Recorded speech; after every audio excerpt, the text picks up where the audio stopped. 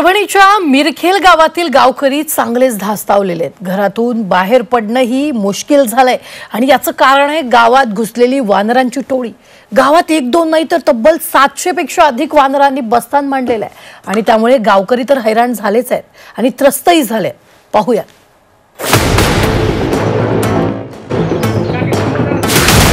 गावात नागरिकांपेक्षा वानर अधिक।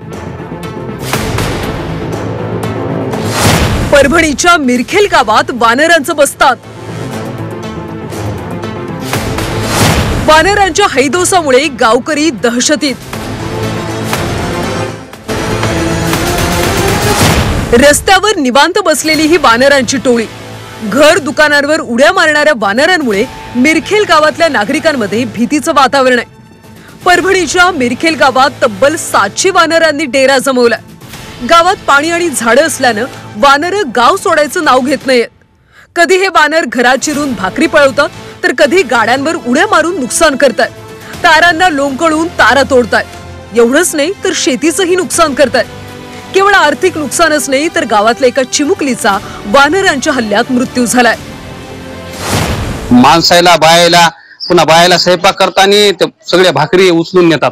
पत्र दरवर्षी प्रत्येक व्यक्तीचे 4 तरी 5 तरी खराब होतात। म्हणजे एक माणसाची 5000 10,000 हे वानर नुकसान करत आहेत। गावात फिरताना अनेकांचा या वानरांनी चावा घेतलाय। धक्कादायक म्हणजे वानरांच्या हल्ल्यामुळे देवीदासराव देशमुख या आजोबांना कायमचं अपंगत्व आलंय। एवढे पळापळ नुकसान भरपूर करत आहेत। आता वानरामुळे एवढे आम्ही त्रस्त झालेले, आमच्या पुढे पर्याय काहीच नाही। एक तर वानराला तरी राहू द्या किंवा मग आम्हाला तरी गावच्या बाहेर हाकलून द्या।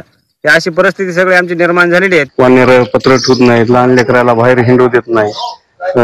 बुजुर्ग माणसाला सकाळी दर्शनाला जाताना खूप त्रास देत आहेत। वानर पडत आहेत त्याला। आता तुम्हाला आम्ही 2-3 हे दाखवलेले आहेत। वन विभागानं याच्यावर कोणतीही कारवाई केलेली नाही।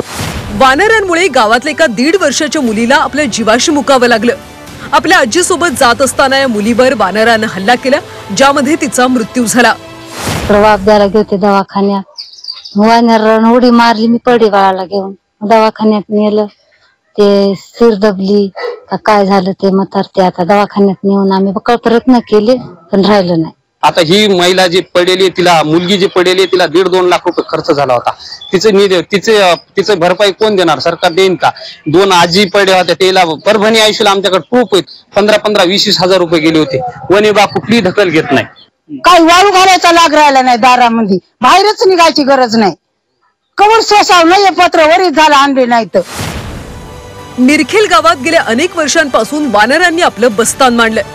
गावकऱ्यांनी वन विभागाकडे वारंवार निवेदन देऊन सुद्धा ढिंब वन विभाग वानरांचा बंदोबस्त करत नसल्याचा आरोप होतोय। वानरांमुळे जीवितहानी झाली, त्यामुळे आता तरी प्रशासनानं ठोस पाऊल उचलण्याची मागणी होतीये। गजानन देशमुख, झी24 तास, परभणी।